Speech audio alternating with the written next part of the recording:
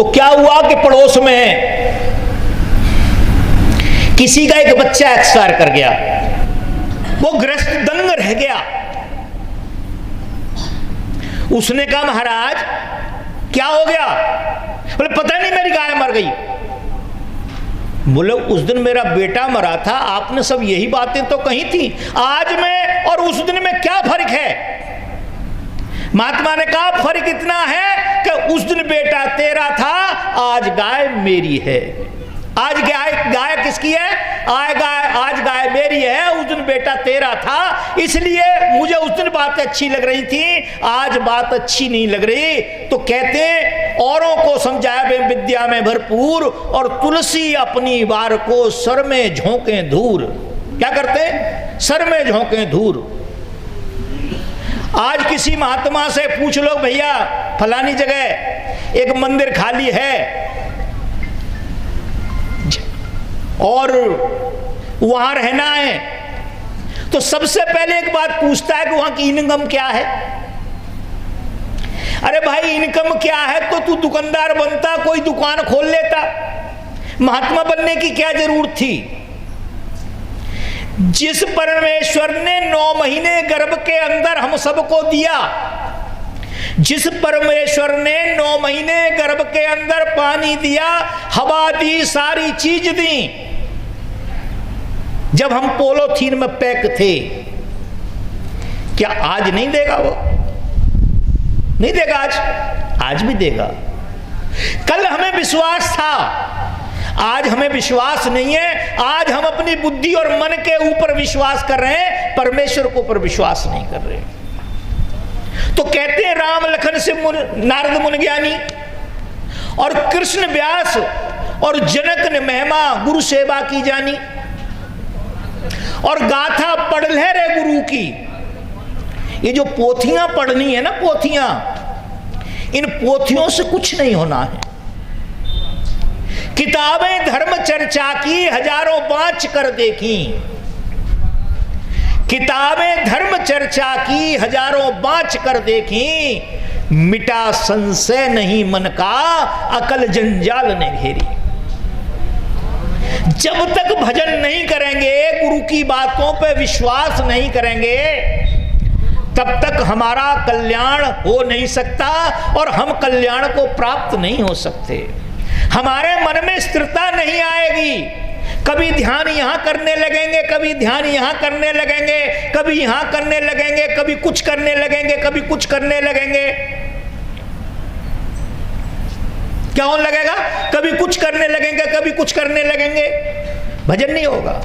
संत क्या करते हैं? संत एक तरीका बताते हैं, 3 घंटे लगते हैं उसमें बताने में, समझाने में, कि तुम्हें भजन ऐसे करना है।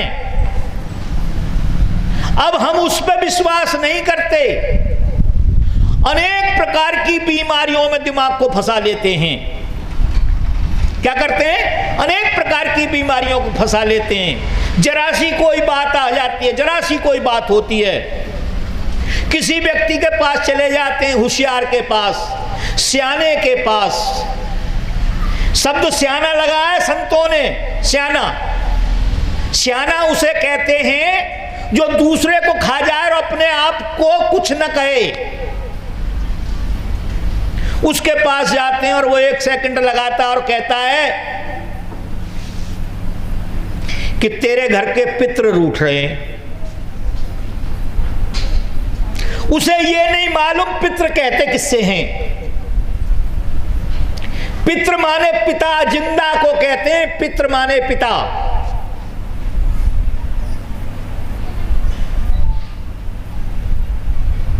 क्या कहते हैं? पितृ माने पिता। और जो शमशान में चला गया उसको मसान कहते हैं। वो सम हो गया, वहां कोई राजा, कोई रंक, कोई फकीर, कोई गरीब, वहां सबका एक ही कर्म होता है, एक ही क्रिया होती है। वहां किसी के एक्स्ट्रा कुछ नहीं होता है, सब लकड़ों में जलते हैं, सम हो जाता है जाकर के कोई छोटा, कोई बड़ा, कोई खोटा, कोई ज्ञानी, कोई अज्ञानी, कुछ नहीं बचता है। सम अमसान, मसान हो गया मसान। मसान कहते हैं विकृत को, जिसका चेहरा विकृत हो जाता है, जिसकी बुद्धि विकृत हो जाती है, उसे मसान कहते हैं। तो क्या हुआ, तेरे पितृ नाराज है, तेरे पितृ रूठ रहे हैं। फिर महाराज कैसे मनेंगे? बोले ऐसे ऐसे कर। मेरी एक बात समझ में नहीं आई, किसी ने आज तक ये नहीं पूछा उनसे जाकर के कि जो हमारे पितृ नाराज हैं, जो आपने हमें बता दिया, कृपया करके एक बार हमें भी एड्रेस दे दो, हम भी मिलाएं उनसे जाकर के। आतंकवादी बम फाड़ते हैं, हजारों आदमियों को मार देते हैं, कोई सियाना नहीं कहता फलानी जगह बम रखा, उसे उठा लाओ, पुलिस को बताते। क्या कारण है? सियाने, सियाने का मतलब क्या है? सियाने का मतलब है जो सबका खा जाए खुद न खिलाए, जिसकी बुद्धि बड़ी प्रखर हो, बात में से जो बात बनाना जानता हो, तुम्हें संतुष्ट करके भेज दे, तुम्हारी जेब से पैसे निकाल ले। जैसे रेलगाड़ी में जाते हैं, बस में जाते हैं, जेब कतरा जेब काट लेता, आपको पता ही नहीं लगता है। उसी प्रकार से ये भी जेब कतरे ही हैं, ये भी जेब कतरे हैं। तो कहते हैं कि गाथा पढ़ ले रे गुरु की। क्या कर ले? सुबह शाम उठते बैठते, सुबह शाम उठते बैठते केवल भजन में रहो। हमारे गुरु महाराज कहा करते थे कि मन भजन में रहो, मन भजन में रहो। अपने मन से कहते थे कहां रहो? भजन में रहो, भजन में रहो, मन भजन में रहो। चाहे घर में रहो या फिर वन में रहो, वन में रहो या घर में रहो, कहीं भी रहो। कहां रहो? भजन में रहो। अब घर छोड़ के वन चले गए, आंख बंद की, पता लगा पोता यहां बैठ गया करके, पोती यहां बैठ गई, लड़का जूत मार रहा है सर में, पत्नी सामने आके बैठ गई। कहां बैठे बताओ भाई ईमानदारी से? अरे घर बार सब कुछ छोड़ने के बाद कहां बैठे? वहीं तो बैठे जहां से चले थे। और घर में बैठे आप, घर में 24 घंटे ध्यान कहां रहता है? आश्रम ध्यान रहता है, गुरु महाराज ध्यान रहते हैं, उनकी शिक्षाएं ध्यान रहती हैं। अब बताओ हम कहां हैं? मन भजन में रहो, मन भजन में रहो, चाहे घर में रहो या फिर वन में रहो, कहीं भी रहो। संसार के सभी कामों को करो, संसार के काम करने ही पड़ेंगे हमें। संतान हमारी है, परवरिश हमें करनी पड़ेगी। संतान हमारे विवाह शादी हमें करने पड़ेंगे, सारे काम हमको करने पड़ेंगे, कोई और नहीं करेगा, क्योंकि परमेश्वर ने ये सेवा हमें पे दी है। तो कहते हैं गाथा पढ़ ले रे गुरु की। ये गाथा अनेक पोथियों वाली नहीं है, अनेक पोथियां तो तुम्हारी जो बुद्धि है उसे विचलित कर देंगी। क्या कर देंगी? विचलित कर देंगी, कहीं का नहीं छोड़ेंगी। सेवा कर ले रे गुरु की भूले मनवा। मन भूल गया है, कभी कहीं जाता है, कभी कहीं जाता है, कभी कहीं जाता है, आदत बन गई है उसकी। एक वृक्ष के नीचे दो व्यक्ति जाकर लेट गए, दोपहरी का टाइम था, लेट गए तो वहां देखा एक तोता ऊपर बैठा हुआ, और वो तोता कह रहा था ले लो ले लो, मार लो मार लो, पकड़ लो, जो कुछ है सब कर लो।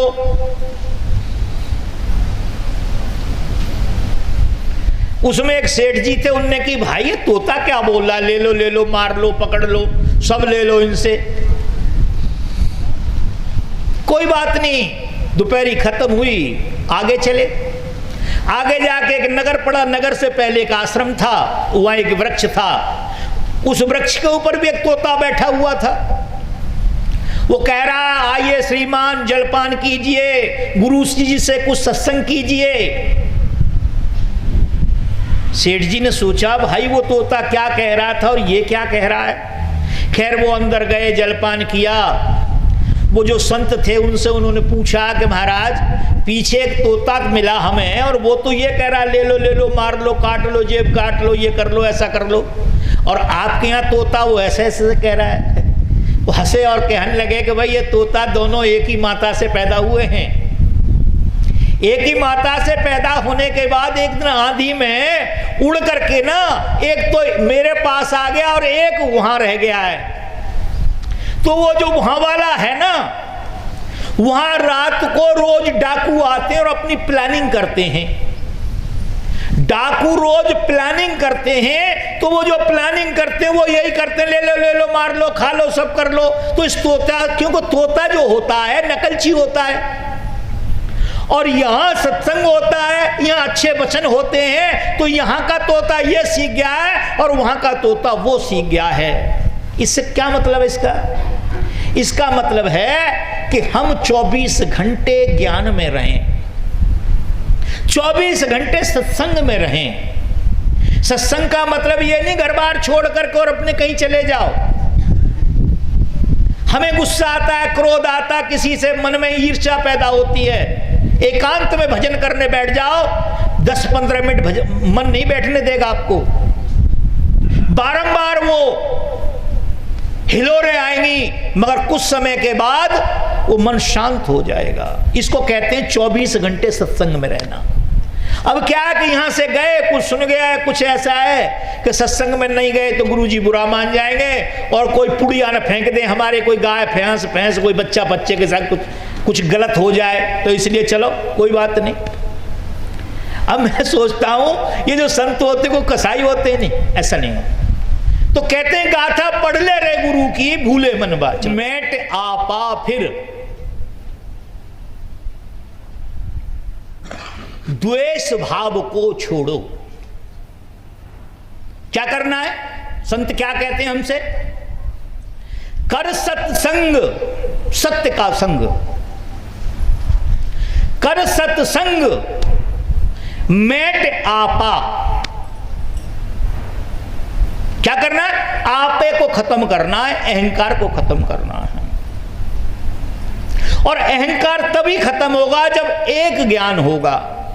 अनेक ज्ञान होंगे तो आपका अहंकार समाप्त नहीं हो सकता, ना आपा समाप्त हो सकता है। क्यों? उसका एक रीजन है। एक राज्य में एक राजा रहा करता था, तो उसने एक प्रतिज्ञा की कि जो मेरी हूं बंद करा देगा। हूं तो समझते हो, पहले हमारी माताएं किससे कहानियां कहती, तो फलाना राजा हुआ तो हूं, फलानी बात हुई तो हूं, वो हूं कहा करते थे। और प्रतिज्ञा उसने कर ली कि जो मेरी हूं बंद करा देगा उसे मैं आधा राज्य दूंगा और अपनी बेटिया की शादी कर दूंगा। और यदि जब तक मेरी हूं बंद नहीं करा पाया तो जितने भी लोग आएंगे उन सबको मैं कैद कर लूंगा। ठीक है? तो लोग बस सब जाते हैं।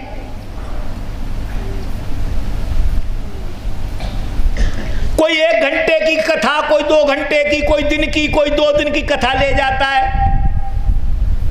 और वो राजा क्या करता, उसे तो यही करना है। आखिर कथा कब तक रहेगी? वो कहता जी अब तो खत्म हो गया मामला। बोला अच्छा? बोला ले जाओ सिपाही, इसको अंदर करो। सालियों हो गई, पूरे लोग जो समाप्त हो गए, वहां चले गए, गांव उजाड़ हो गए, खेत कौन क्यार कौन करे। वहां से एक संत जा रहे थे, आपने नाम नहीं सुना हो, हमारे एक संत हुए करेंडा नाम के, इतिहास में नाम है उनका, अब भूल गए सब लोग। तो वहां होके जा रहे तो उन्होंने देखा यार ये गांव में कौवे बोल रहे हैं चारों तरफ से, क्या कारण है? उन्होंने जलपान किया और पूछा, भाई क्या बात है, यहाँ पे कोई मतलब गांव में कोई रौनक नहीं है क्या, ये क्या है? उनने कही, महाराज हमारा जो राजा है उसने ऐसी प्रतिज्ञा कर ली है और वो जो है सबको जेल में डाल देता है। उन्हें कहा अच्छा। दूसरा दिन हुआ, महाराज गए राजा के पास और एकदम खड़े होकर कहने लगे, हे राजन। उन्होंने कहा, महाराज कहो। बोले, हमने सुना है कि तुमने कोई प्रतिज्ञा की है। बोले, हाँ जी। बोले, क्या प्रतिज्ञा है तुम्हारी, एक बार हमारे सामने उच्चारण करो। उन्होंने कहा, जी मैंने ये एक संकल्प कर रखा है कि मेरी हो जो बंद करा देगा उसे आधा रात जो अपनी बिटिया की शादी कर दूंगा। बोला, पक्की बात है? बोले, हाँ। बोले, फिर अगर तुम हार गए तो इनको छोड़ दोगे सबको? बोले, छोड़ दूंगा। ठीक है। उनकी बैठ। बोले, महाराज कल से कर ले। बोले, कल से कल किसने देखा है, कल तू न रहे मैं न रहूं। बैठ गए। महाराज ने कहा कि राजन, एक पहाड़ की चोटी पे अनगिनत वृक्ष हैं। एक पहाड़ की चोटी पे अनगिनत वृक्ष हैं और उन अनगिनत वृक्षों के ऊपर अनगिनत चिड़ियां बैठी हुई हैं। बोले, हाँ जी। बोले, चिड़ियाओं ने उड़ना चालू किया। चिड़िया उड़ी, फुर। बोले, हाँ जी। फुर फुर फुर। महाराज ने फुर फुर फुर फुर। बहुत देर हो गई। बोले, महाराज आगे तो चलो। बोले, आगे कहां चलूं, आगे कहां चलूं बता।